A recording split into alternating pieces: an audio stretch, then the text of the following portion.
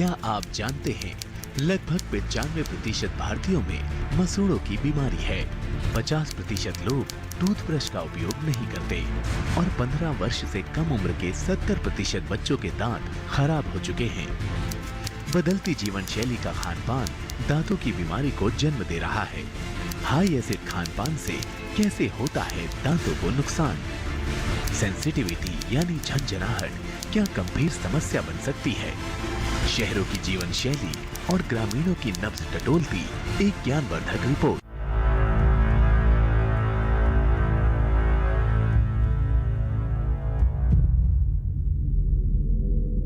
कहते हैं दर्द कोई भी हो, तकलीफ होती है। कुछ दर्द ऐसे होते हैं जो बर्दाश्त के बाहर होते हैं।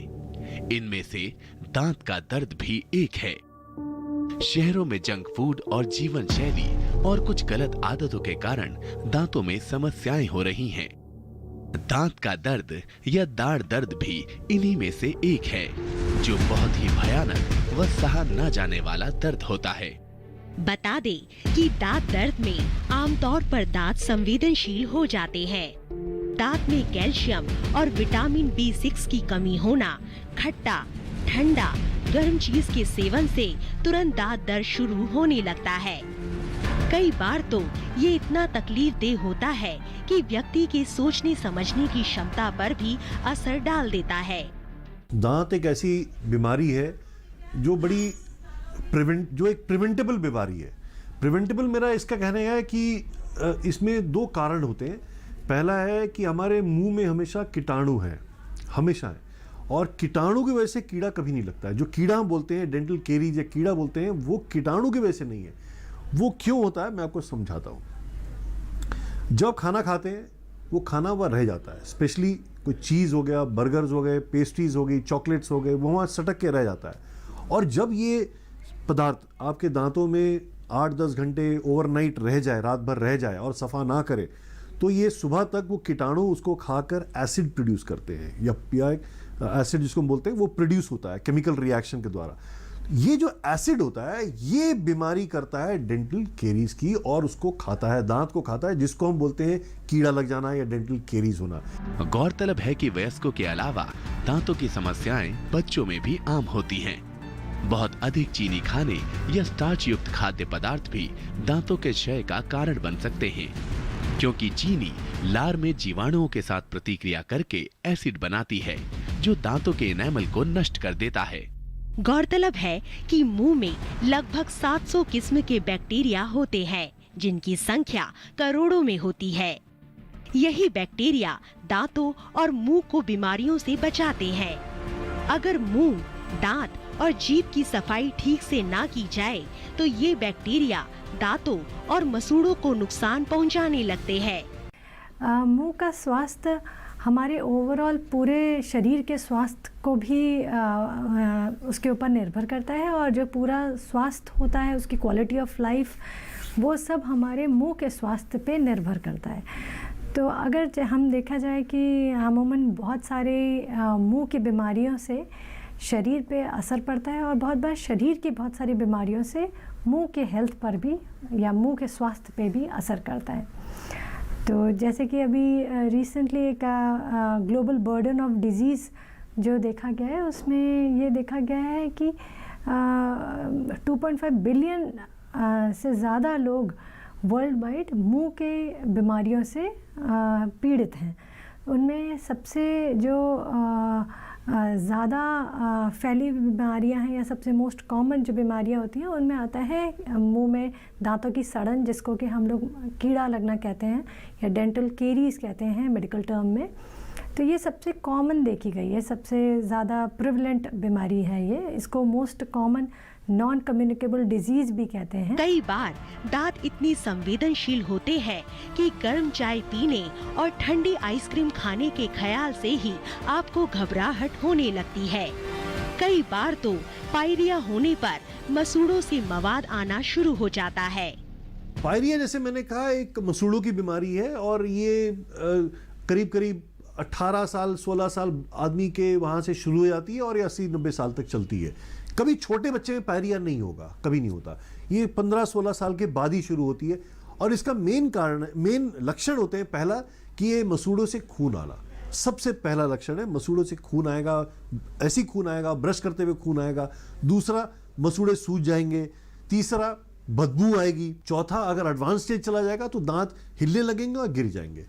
इसका मेन इलाज है आपका जो प्रिवेंटेबल चीज़ है। इलाज तो ऑफ कोर्स डॉक्टर करेगा, देख के करेगा, उसमें क्या करना है उसने, लेकिन ये प्रिवेंटेबल जैसे मैंने कहा, और हर एक मरीज के पास, हर एक आदमी के हाथ में एक अगर ब्रश हो और पेस्ट हो और वो क्लीन करे तो ये बीमारी नहीं होगी। हाल ही में किए गए एक शोध के अनुसार लगभग 95% भारतीयों में मसूड़ों की बीमारी है और लगभग 50% लोग टूथब्रश का उपयोग नहीं करते और 15 वर्ष से कम उम्र के 70% बच्चों के दांत खराब हो जाते हैं। इसे देखिए, यही तो है हमारे दांत और उसके अंदर के मसूड़े, हमारे चेहरे की खूबसूरती का एक हिस्सा। लेकिन खाने के बाद मुंह की तरीके से साफ सफाई नहीं करने से दांतों में संक्रमण हो जाता है। बता दे, कोल्ड ड्रिंक पीने के कुछ देर बाद चाय, आइसक्रीम या ठंडे पानी का सेवन दांतों पर बुरा असर डालता है, लेकिन आमतौर पर लोग इस ओर ध्यान नहीं देते और जब दर्द बढ़ने लगता है तब अस्पताल पहुंचते हैं। मसूड़ों की बीमारी के कई चरण होते हैं। शुरुआती चरण को जिंजीवाइटिस कहते हैं। इस दौरान मसूड़ों में सूजन आ जाती है और उनसे खून बहने लगता है। खून ब्रश या फ्लॉस करते समय या फिर यूं ही निकल सकता है। इस बीमारी का अगला चरण है परिदंतिका यानी पेरियोडोंटाइटिस हो जाता है। जो छोटे बच्चों में दांत टेढ़े मेढ़े होते हैं, इसके पीछे बड़े सारे कारण होते हैं। जैसे कि बचपन में जो दूध के दांत होते हैं उनमें कभी कभी कीड़ा लगने की वजह से वो जल्दी गिर जाते हैं, वो सड़कर उनकी वो टूट कर पूरा गिर जाते हैं, तो वहाँ पर जगह बन जाती है। उसके नीचे जो एक परमानेंट दांत आना होता है वो अभी तक बना नहीं होता, तो उसके बगल में कोई और परमानेंट दांत जो बन रहा होता है वो उसकी तरफ खिसक कर आ जाता है। ये कारण होता है कि जब उसके दांत सब निकलते हैं उनमें वो टेढ़े मेढ़े हो जाते हैं। दूसरा एक रीज़न ये भी होता है कि कुछ हमारे जेनेटिक या हमारे जीन्स में भी होता है, उसकी वजह से भी हो जाते हैं। तो ये सारे मैल ऑक्लूजन की तरह इनको कहा जाता है, जिसमें दांत बच्चों के टेढ़े मेढ़े हो सकते हैं। गौरतलब है कि प्रत्येक दांत के अंदर रक्त कोशिकाओं के साथ नसों का एक गूथा हुआ जाल होता है जिसे पल्प कहते हैं। पल्प दांतों को पोषण देता है, लेकिन कीटाणु के पनपते ही दांत सड़ने लगते हैं और पल्प में सूजन आ जाती है। फिर रोगग्रस्त पल्प को हटाने के लिए खाली जगह को साफ करके उसे भरा जाता है। जिंजीवाइटिस यानी मसूड़ों में सूजन बैक्टीरियल इन्फेक्शन के कारण होती है। ये बीमारी किसिंग, खांसी, छींकने और कप या ग्लास से भोजन बांटने के जरिए होती है। कई लोग कंडे की राख, कोयले के पाउडर, तंबाकू के गुल आदि से दांतों को उंगली से साफ करते हैं। बता दे, इनमें होने वाले छोटे छोटे कण दांतों की ऊपरी परत, जिसे इनामल कहते हैं, उसके घिसने का खतरा होता है। दांतों की मुख्यतः समस्याएं दंत क्षय या दांतों में कीड़ा लगना, मसूड़ों के रोग, दांतों का टेढ़ा मेढ़ा होना, मुख का कैंसर होना या दांत घिसना, यही कुछ एक समस्याएं हैं जो अक्सर देखने में आती हैं।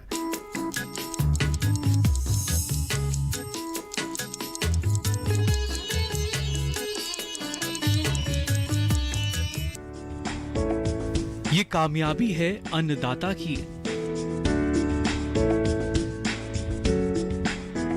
ये कहानी है खेत और खलिहानों की। कैसे करें अपने पशुओं की देखभाल, जानिए गांव-गांव के किसानों का हाल। देखिए गांव किसान, सोमवार से शुक्रवार दोपहर 12 बजे सिर्फ डीडी किसान पर।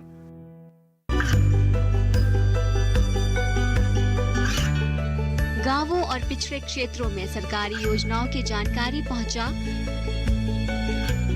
देश में कौशल और क्षमता विकास कर ग्रामीणों को सामाजिक बदलाव और विकास से जोड़ने की दूरदर्शन किसान की पहल चौपाल चर्चा देखें सोमवार से शुक्रवार सुबह 9 बजे।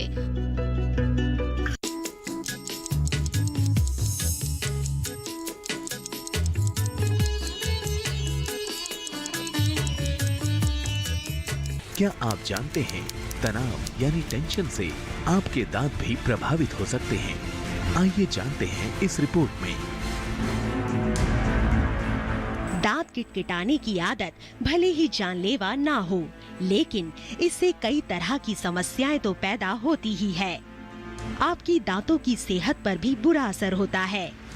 जागरूकता की कमी के चलते ग्रामीण इलाकों में दांतों की समस्या अधिक मिलती है। ऐसा है कि गुस्से के साथ इसका रिलेशन ऐसा है कि गुस्से में हम अनकंट्रोल्ड अपने मसूड़ों को, दांतों को बंद करते हैं, जोर से बंद करते हैं, और हमारे जो मांसपेशी यहाँ है, जो मैसेटर मसल है या टेरिगॉइड मसल्स है या टेम्पोरल मसल है, ये हम जोर से खींचते हैं। ये तनाव में भी होता है, टेंशन में भी होता है और गुस्से में भी होता है, दोनों में। तो जब ये होगा तो ये हम दांत जोर से बंद करेंगे और अनकंट्रोल्ड बंद करेंगे तो ये बीमारी हमारे दांत को ब्रक्सिज्म जिसको हम बोलते हैं खा जाएगी, एट्रिशन होगा और जल्दी दांत हमारे खराब हो जाएंगे। ये समस्या एंक्रीनियोफेशियल नर्व को भी प्रभावित कर सकती है। ये एक ऐसी गतिविधि होती है जो हमारी अवचेतन अवस्था में होती है। ब्रशिंग के सही तरीके से अवगत होना दांतों की सुरक्षा का पहला कदम है। ब्रश करने के लिए कोई मानक समय नहीं है, लेकिन ऐसी सलाह दी जाती है कि कम से कम 2 मिनट तक ब्रश करें, जिससे मुंह के अंदर की सतह से प्लाक के बैक्टीरिया निकल जाएं। सही टूथब्रश की लंबाई 25.5 से 31.9 मिलीमीटर होनी चाहिए और चौड़ाई 7.8 से 9.5 मिलीमीटर होनी चाहिए। मुंह में कीड़ा लगना जो हम लोग सुनते हैं वो क्या होता है कि सबसे उसका कारण होता है कि हम लोग अच्छे से ब्रश नहीं करते हैं, या तो सही तरीके से ब्रश नहीं करते हैं या सही टाइम पे ब्रश नहीं करते हैं। जैसे कि सुबह और रात को सोने से पहले 2 बार ब्रश करना अनिवार्य है। सही तरीके से ब्रश करना भी बहुत ज़रूरी है, जैसे कि सारे दांतों के सरफेस, सारे दांतों के एरियाज़ क्लीन हो जाए, जहाँ जहाँ दांत खाना फंस सकता है वो सब साफ़ हो जाए। तो ये सबसे कॉमन फैक्टर है जिससे हमारे मुंह में कीड़ा लग जाता है। ब्रश आजकल कंपनी जो मार्केटिंग है बहुत अजीब तरह का दिखाती है आके कि कोई जिगजैग है, कोई ट्रायंगुलर है, कोई बड़ा है, कोई छोटा है। सिंपल एक ब्रश चाहिए, स्मॉल हेडेड चाहिए, और उसके जो ब्रिसल्स हैं, रेशे हैं, वो सॉफ्ट होने चाहिए, हार्ड नहीं चाहिए। और ब्रश करने का तरीका मैंने इसे बताया, ऊपर से नीचे और नीचे से ऊपर आप ब्रश करें, दोनों टाइम करें। इसमें एक मैं जरूर कहना चाहूँगा, एक आपके लिए एजुकेशन रहेगा, खुद सीखने का तरीका कि आप ब्रश ठीक से कर रहे हैं या नहीं कर रहे। अगर आपका ब्रश जो है वो 3 या 4 महीने के अंदर खराब नहीं होता और वो बिल्कुल ठीक रहता है, तो आप ब्रश कम कर रहे हैं या बिल्कुल नहीं कर रहे। और अगर यही ब्रश 1 महीने, 1.5 महीने, 2 महीने में खराब हो जाता है, तो मतलब आप बहुत स्ट्रांगली ब्रश कर रहे हैं, बहुत फोर्स लगा रहे हैं ब्रश करने के लिए, जिसको आप अवॉइड करें। सो नॉर्मली आपको एक साल में 3 से 4 ब्रश या हर 3-4 महीने में 1 ब्रश आपको चेंज करना चाहिए। वो ब्रश अपने आप ही खराब हो जाएगा, उसके जो ब्रिसल्स होंगे स्प्रे हो जाएंगे और आपको वो फेंक देना है और नया ब्रश के साथ वापस करना है। लगातार दवाइयां लेते रहना, जिससे शरीर में बीमारियों से लड़ने की ताकत कम हो जाती है। वायरल इन्फेक्शन, तनाव, डायबिटीज या शुगर का ज्यादा बढ़ना, ज्यादा शराब पीना, तंबाकू का सेवन करना और गर्भावस्था के दौरान हार्मोन में गड़बड़ी होना भी हो सकता है।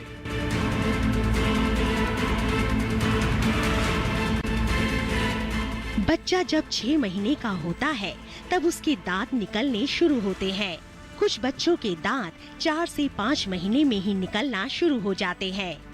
बच्चे इस समय बहुत परेशान रहते हैं, बहुत रोते हैं। जब दांत मसूड़ों से निकलता है तो असहनीय दर्द होता है। ऐसे समय बच्चों का मन कुछ चबाने का करता है। कभी कभी दांत निकलते समय बच्चों को उल्टी या डायरिया भी हो जाता है।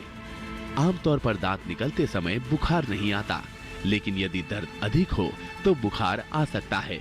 बच्चों की जो सबसे अक्सर समस्या रहती है क्योंकि बच्चों के जो दांत हैं वो 6-7 महीने में पहला दांत आता है, और अक्सर माताएं जो है वो कहती हैं कि बच्चे के दांत आ रहे हैं तो इनको दस्त लग गए हैं। तो कई बार ऐसा भी होता है कि कोई ऐसा कारण नहीं है कि दांत आएँ और साथ में उसके दस्त लग जाएं, पर अक्सर क्या होता है कि जब बच्चे के दांत आ रहे होते हैं तो बच्चे के मुंह से लार निकलती है और बच्चा कोई भी वस्तु जो है मुंह में डालना चाहता है, क्योंकि उसको शायद जो मसूड़े हैं उसमें खुजली हो रही है या उसमें कुछ थोड़ा सा पेन हो रहा है, क्योंकि दांत जो है हड्डी से निकल के धीरे धीरे जो है जो मसूड़े हैं उसमें से निकल के माउथ में आना चाहते हैं, मुंह में आना चाहते हैं। तो ऐसी अवस्था में ऐसा भी देखने में आया है कि जो बच्चे जो दूसरी चीज़ें मुंह में डालते हैं उससे जो है एक इन्फेक्शन हो जाती है और उससे दस्त लग जाते हैं।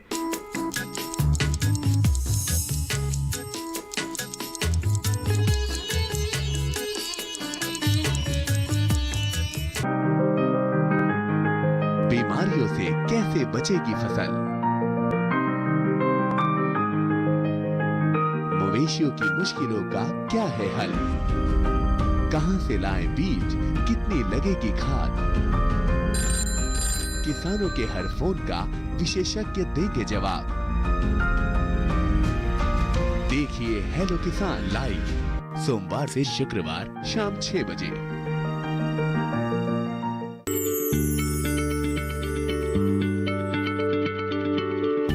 क्या आप किसी बीमारी से परेशान हैं? चाहते हैं डॉक्टर की सलाह? तो हम हैं आपके साथ, बताएंगे आपको जीने की राह। समस्याएं आपकी, समाधान देश के मशहूर विशेषज्ञों के। घर बैठे बात करें देश के जाने माने डॉक्टरों से। हमारे लाइव प्रोग्राम स्वस्थ किसान में हर शनिवार शाम 6 बजे से 7 बजे तक।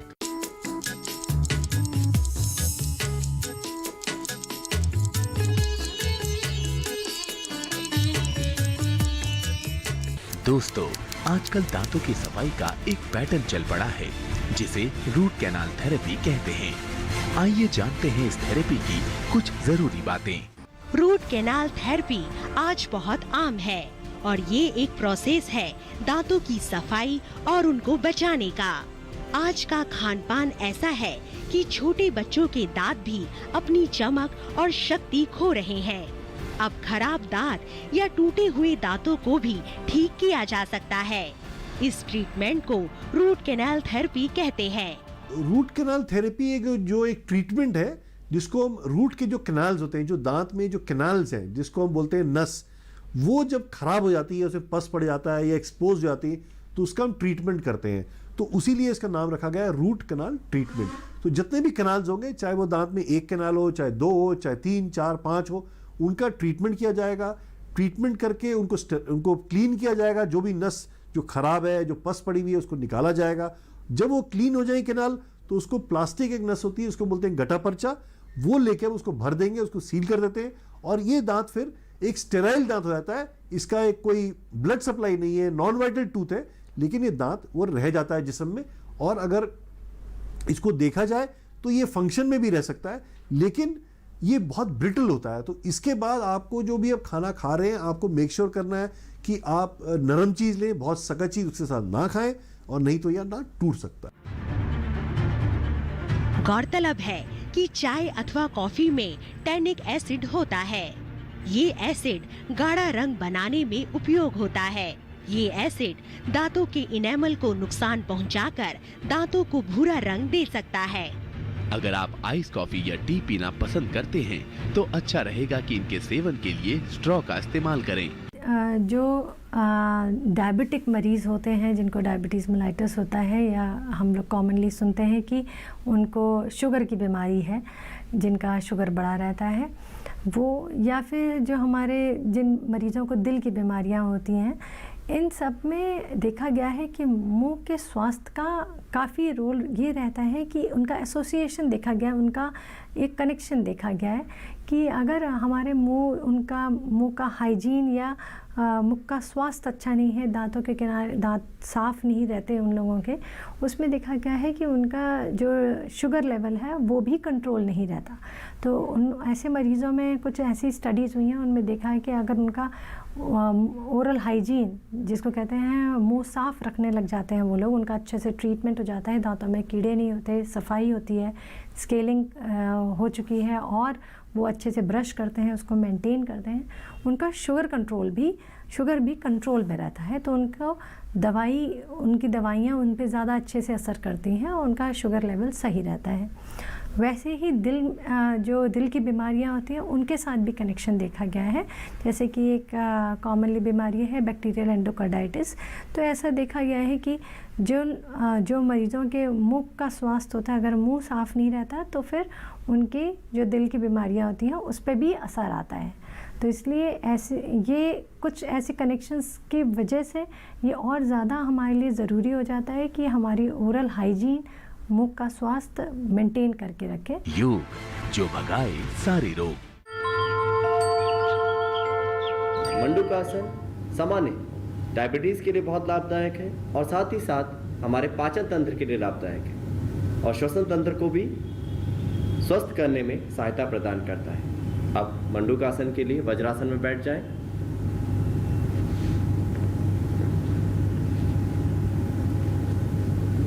मंडूकासन जिनको घुटनों में दर्द हो, टखनों में दर्द हो, वह इस आसन का अभ्यास ना करें। धीरे धीरे अंगूठा अंदर मुट्ठी बंद करें और अपनी मुट्ठियों को नाभि के क्षेत्र के पास रखें। श्वास छोड़ते हुए धीरे धीरे आगे की ओर झुक जाएं। धीरे से अपनी कोहनियां समानांतर करें। श्वास भरते हुए धीरे धीरे ऊपर उठें और भ्रू मध्य दृष्टि।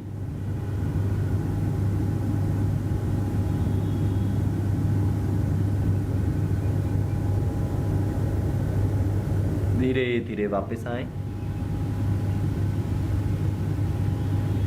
श्वास भरते हुए वापस आएं। ध्यान रहे वापस आने के बाद भी आपके हाथों की स्थिति वही हो, ये ना हो कि नीचे ही आपके हाथों की स्थिति बदल गई। धीरे से वापस आएं। अगला अभ्यास उत्तान मंडूकासन श्वसन तंत्र के लिए बहुत लाभकारी आसन और जिन साधकों को तनाव या हाइपरटेंशन से संबंधित विकार है उनके लिए भी उनकी जीवन शैली में यह आसन बहुत लाभदायक है। दोनों पैरों को फैलाएं। धीरे से दोनों हाथ ऊपर ले जाएं और कोहनियों को मोड़ते हुए विपरीत कंधों के नीचे अपनी उंगलियों को रखने का प्रयास करें। आंखें कोमलता से बंद करें। सामान्य श्वास के साथ इस स्थिति में बने रहें।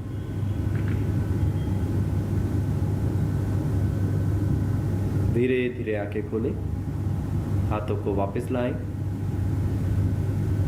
और हाथों को नीचे ले आएं। धीरे से दोनों पैरों को मिलाएं। यह उत्तान मंडूक आसन की स्थिति है।